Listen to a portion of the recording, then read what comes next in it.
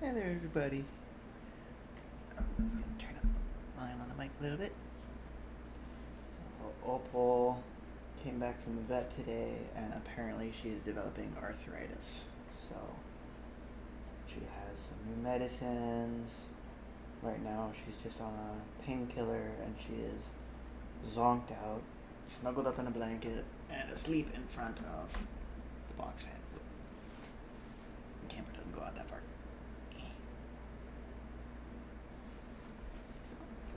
She is extremely cute and hopefully going to stay asleep for a bit.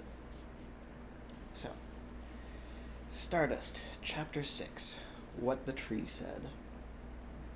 Tristan Thorne was dreaming. He was in an apple tree, staring through a window at Victoria Forrester, who was getting undressed. As she removed her dress, revealing a healthy expanse of petticoat, Tristan felt the branch begin to give way beneath his feet, and then he was tumbling down through the air in the moonlight. He was falling into the moon, and the moon was talking to him. "Please," whispered the moon, in a voice that reminded him a little of his mother's. "Protect her. Protect my child. They mean her harm. I have done all that I can." And the moon would have told him more, and perhaps she did, but the moon became the glimmer of moonlight on the water far below him, and then he became aware of a small spider crawling across his face, and of a crick in his neck, and he raised his hand and brushed the spider carefully from his cheek, and the morning sun was in his eyes, and the world was gold and green. "You were dreaming," said a young woman's voice from somewhere above him. The voice was gentle and oddly accented. He could hear leaves rustle in the copper beech tree overhead. "Yes," he said to whoever was in the tree. "I was dreaming." "I had a dream last night too," said the voice. "In my dream, I looked up and I could see the whole forest, and something huge was moving through it, and it got closer and closer, and I knew what it was." She stopped talking abruptly. "What was it?" asked Tristan. "Everything," she said. "It was Pan. When I was very young, somebody, maybe it was a squirrel, they talk so much, or a magpie, or maybe a little fishy, told me that Pan owned all of this forest. Well, not owned. Not like he would sell the forest to someone else or put a wall around it. Or cut down the trees," said Tristan helpfully. There was a silence. He wondered where the girl had gone. "Hello? Hello?" There was another rustle of leaves above him. "You shouldn't say things like that," she said. "I'm sorry," said Tristan, not entirely sure what he was apologizing for. "But you were telling me that Pan owned the forest." "Well, of course he does," said the voice. "It's not hard to own something, or everything. You just have to know that it's yours and then be willing to let it go. Pan owns this forest like that, and in my dream he came over to me. You were in my dream too, leading a sad girl by a chain. She was a very sad, sad girl. And Pan told me to help you." "Me?" "And it made me feel all warm and tingly squishy inside, from the tips of my leaves to the ends of my roots. So I woke up, and there you were, fast asleep with your head by my trunk, snoring like a pigwidgeon." Tristan scratched his nose. He stopped looking for a woman in the branches of the copper beech tree above him, and looked instead at the tree itself. "You're a tree," said Tristan, putting his thoughts into words. "Well, I didn't always used to be a tree," said the voice in the rustling of the copper beech leaves. "A magician made me a tree." "Well, what were you before?" asked Tristan. "Do you think he likes me?" "Who?" "Pan.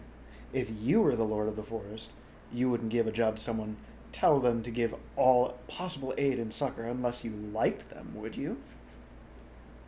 "Well," said Tristan, but before he decided on the politic answer, the tree had already said, "A nymph. I was a wood nymph.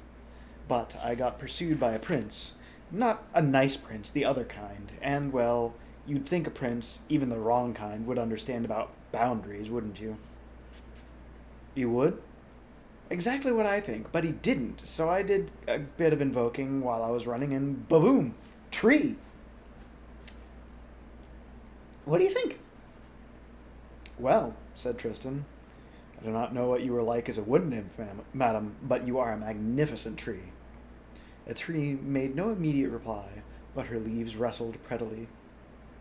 I was pretty cute as a nymph, too, she admitted coyly. What kind of aid and succor exactly? Asked Tristan. Not that I'm grumbling, I mean, right now I need all the aid and succor I can get. But a tree is not necessarily the obvious place to look for it. You can't come with me, nor feed me, nor bring the star here, nor send us back to Wall to see my true love. I'm certain you would do a remarkable job of keeping off the rain were it to rain, but it is not at present raining. The tree rustled. Well, why don't you tell me the story so far? Said the tree, and let me be the best judge of whether or not I can be of help. Tristan began to protest. He could feel the star moving further and further away from him at the speed of a cantering unicorn, and if there was one thing he did not have time for, it was a recitation of the adventures of his life to date. But then it occurred to him that any progress he had made on his quest so far, he had made by accepting help that had been offered to him.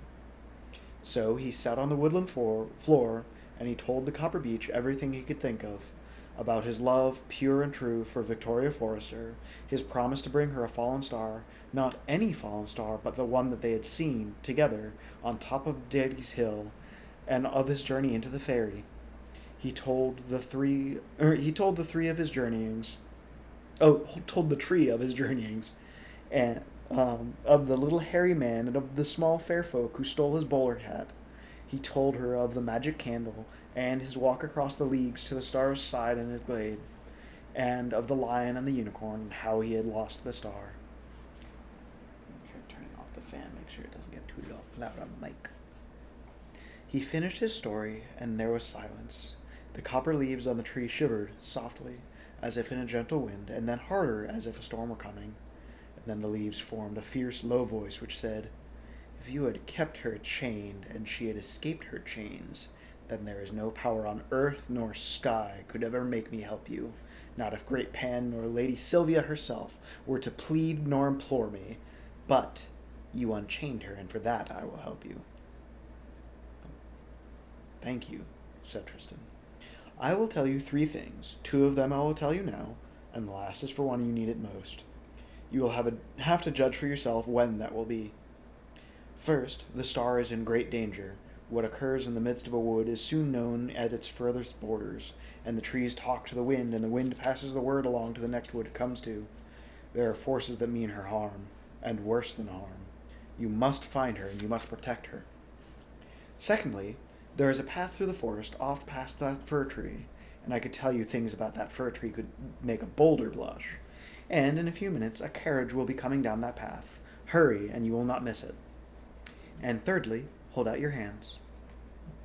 Tristan held out his hands, and from high above him a copper-colored leaf came falling slowly, spinning and gliding and tumbling down. It landed neatly in the palm of his right hand. "There," said the tree. "Keep it safe, and listen to it when you need it most. Now," she told him, "the coach is nearly here. Run! Run!" That was for you, Rachel.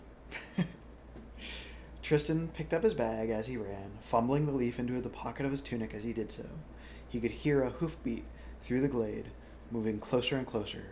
He knew that he could not reach it in time, despairing of reaching it, but still he ran faster until all he could hear was his heart pounding in his chest and his ears, and the hiss of air as he pulled it into his lungs. He scrambled and dashed through the bracken and made it to the path as the carriage came down the track. It was a black coach drawn by 4 night-black horses, driven by a pale fellow in a long black robe. It was 20 paces from Tristan. He stood there, gulping breath, and he tried to call out, but his throat was dry, and his wind was gone, and his voice came out in a dry sort of croaking whisper. He tried to shout and simply wheezed. The carriage passed him by without slowing. Tristan sat on the ground and caught his breath. Then, afraid for the star, he got back to his feet and walked as fast as he could manage along the forest path. He had not walked for more than 10 minutes when he came upon the black coach.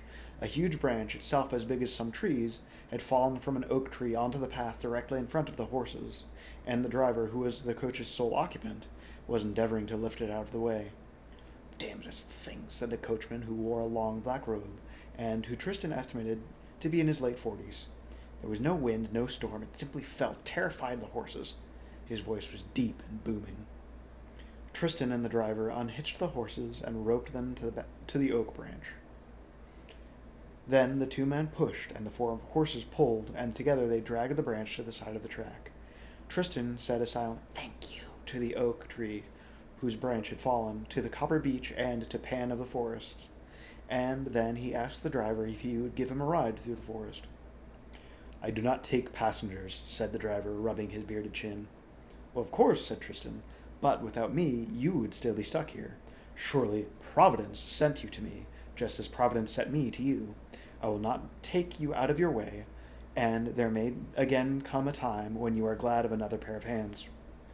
The coach driver looked Tristan over from his head to his toes, or to his feet. Then he reached into the velvet bag that hung from his belt and removed a handful of square red granite tiles. "Pick one," he said to Tristan. Tristan picked a stone tile and showed the symbol carved upon it to the man. Said the driver. "Now, pick another." Tristan did so. "And another." The man rubbed his chin more. "Yes, you can come with me. The runes seem certain of that, although there will be danger, but perhaps there will be more fallen branches to move. You can sit up front if you wish, or on the driver's seat beside me and keep me company." It was a peculiar thing, observed Tristan as he climbed up into the driver's seat. But the first time he glanced into the interior of the coach, he fancied that he saw 5 pale gentlemen, all in grey, staring sadly out at him. But the next time he looked inside, nobody had been there at all. The carriage rattled and pounded over the grassy track beneath the golden-green canopy of leaves. Tristan worried about the star. She might be ill-tempered, he thought, but it was with a certain amount of justification after all. He hoped that she could stay out of trouble until he caught up with her.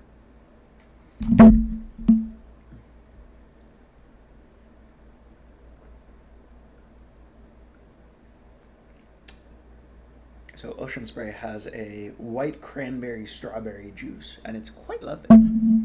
There is also a white cranberry peach, and it is also quite lovely. And my opal is laying here, and she is quite lovely. It was sometimes said that the grey and black mountain range, which ran like a spine north to south down that part of Faerie, had once been a giant, who grew so huge and so heavy that one day, worn out from the sheer effort of moving and living, he stretched out on the plain and fallen into a sleep so profound that centuries passed between heartbeats. This would have been a long time ago if it ever happened, in the first age of the world, when all was stone and fire, water and wind, and there were few left alive to put the lie to it if it was not true. But still, true or not, they called the 4 great mountains Mount Head, Shoulder, Belly, Knees, and the foothills to the south were known as the Feet. There were passes through the mountains, one between the head and the shoulders, where the neck would have been, and one immediately to the south of Mount Belly. They were wild mountains, inhabited by wild creatures, slate-colored trolls, hairy wildmen, strayed wadwos, mountain goats and mining gnomes, hermits and exiles, the occasional peak witch, and, I am certain, a cat who walks by himself. This was not one of the really high mountain ranges of Faerie, such as Mount Huon, on the top of which is Stormhold, but it was a hard range for a lone traveler to cross nonetheless. The Witch Queen had crossed the path south of Mount Belly in a couple of days, and now waited at the opening of the pass. Her goats were tethered to a thorn bush, which they chewed without enthusiasm. She sat on the side of the unhitched chariot and sharpened her knives with a whetstone. The knives were old things, the hilts made of bone, while the blades were chipped volcanic glass, black as jet, with white snowflake shapes, frozen forever in the obsidian. For the record, you don't actually have to sharpen, it'll sharpen itself. There were 2 knives, the smaller a hatchet-bladed cleaver, heavy and hard for cutting through the rib cage, for jointing and segmenting, and the other a long dagger-like blade for cutting out the heart. When the knives were so sharp that she could have drawn either blade across your throat and you would never have felt more than the touch of the lightest hair, as the spreading warmth of your life's blood made a quiet escape, the Witch Queen then put them away and commenced her preparations. She walked over to the goats and whispered a word of power to each of them. Where the goats had been stood a man with a white chin beard and a boyish, dull-eyed young woman. They said nothing. She crouched beside her chariot and whispered several words to it. The chariot did nothing, and the witch woman stamped her foot on the rock. I'm getting old, she said to her two servants. They said nothing in reply, gave no indication that they even understood her. Things inanimate have always been more difficult to change than things animate. Their souls are older and stupider and harder to persuade. But if I had my true youth again, why, in the dawn of the world, I could transform mountains into seas and clouds into palaces. I could populate cities with the pebbles on the shingle. If I were young again. She sighed and raised a hand. A blue flame flickered about her fingers for a moment, and then, as she lowered her hand and bent down to touch her chariot, the fire vanished. She stood up straight. There were streaks of gray now in her raven black hair, and dark pouches beneath her eyes, but the chariot was gone, and she stood in front of a small inn at the edge of a mountain pass. Far away, the thunder rumbled quietly, and lightning flickered in the distance. The inn swung and creaked in the wind. There was a picture of a chariot painted upon it. You two, said the witch woman. Inside. She is riding this way, and she will have to come through this pass. Now I simply have to ensure that she will come inside. You, she said to the man with the chin-white beard, are Billy.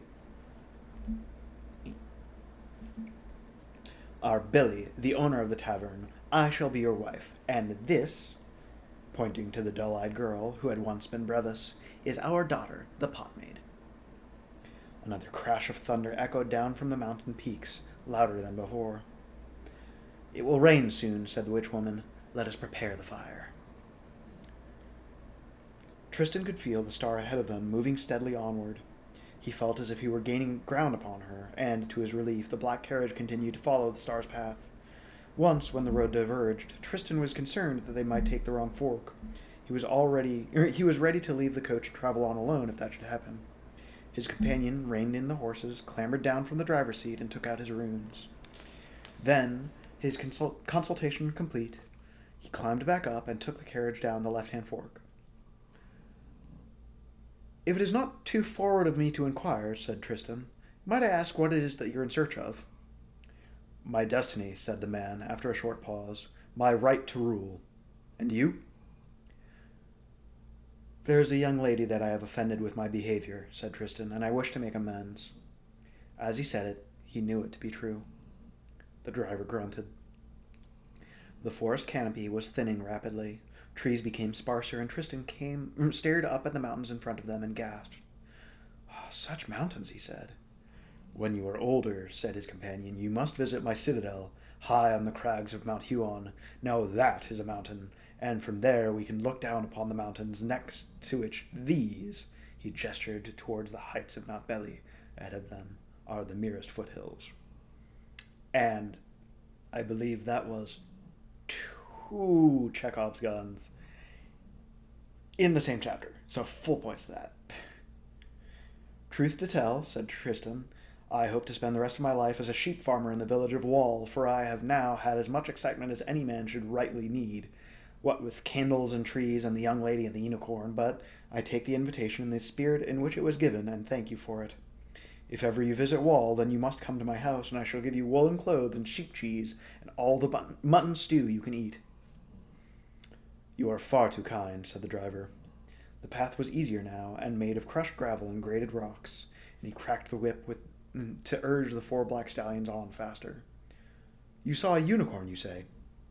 Tristan was about to tell his companion about the encounter with the unicorn, but he thought better of it and simply said, He was a most noble beast. The unicorns are the moon's creatures, said the driver. I've never seen one, but it is said that they serve the moon and do her bidding. We shall reach the mountains by tomorrow evening. I shall call a halt at sunset tonight. If you wish, you may sleep inside the coach. I myself shall sleep beside the fire. There was no change in his tone of voice, but Tristan knew, with a certainty that was both sudden and shocking in its intensity, that the man was scared of something, frightened to the depths of his soul. Lightning flickered on the mountain tops that night. Tristan slept on the leather seat of the coach, his head on a sack of oats. He dreamt of ghosts and of the moon and the stars. The rain began at dawn abruptly, as if the sky had turned to water. Low, gray clouds hid the mountains from sight. In the driving rain, Tristan and the coach driver hitched the horses to the carriage and set off. It was uphill now, and the horses went no faster than a walk.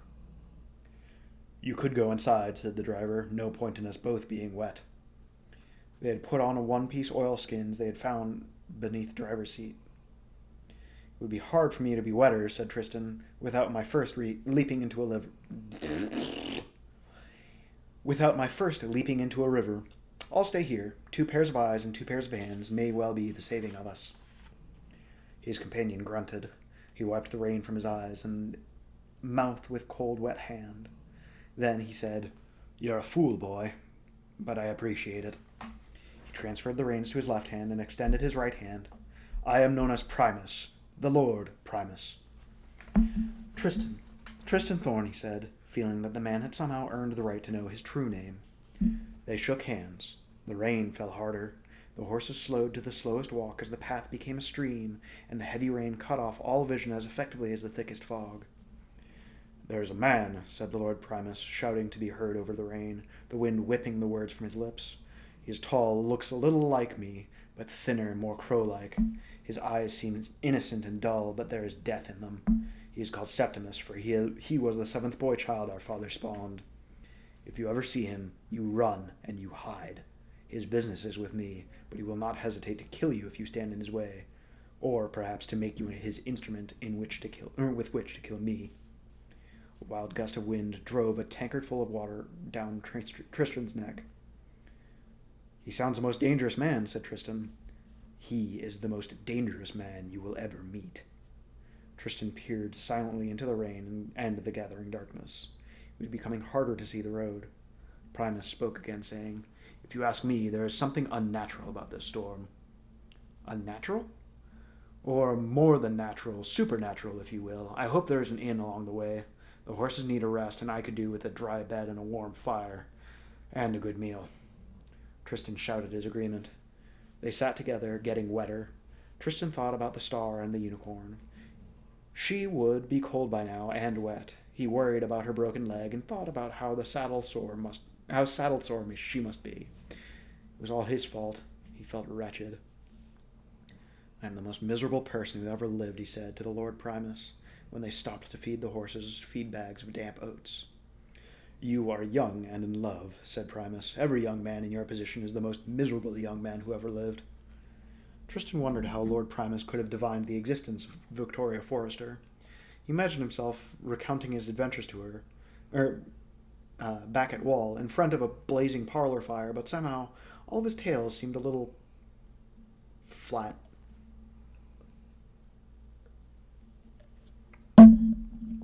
Dusk seemed to have started at dawn that day, and now the sky was almost black. Their path continued to climb. The rain would let up for moments, then redouble, falling harder than ever. Is that a light over there?" "I cannot see anything. Maybe it's a fool's fire or lightning," said Primus. And then they gained a bend in the road, and he said, "I was wrong. That is a light. Well spotted, young'un. But there are bad things in these mountains. We must only hope that they are friendly." The horses put on a fresh burst of speed now that their destination was in sight. A flash of lightning revealed the mountains, rising steeply up on either side of them. "We're in luck," said Primus, his bass voice booming like thunder. "It's an inn." So let's see. We are on page 144. Of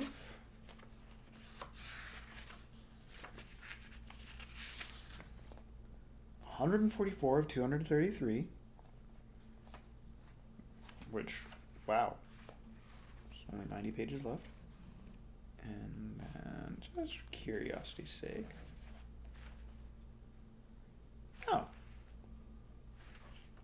chapter 7 is only 15 pages, so I'll probably do that tonight.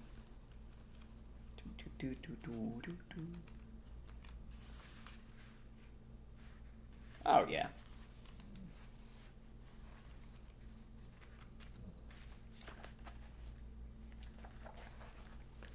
So, anyway, but I will go ahead and put a break in here, just in case you wanted a short chapter instead of 2 long ones. Or 2 short chapters instead of 1. You know what I meant. So, if you're going to go to sleep, then get some rest and do your best and try to become somebody who you can be proud of. And if people can hate without reason, then I can love you for exactly the same. So, sleep well, dear. I love you very much.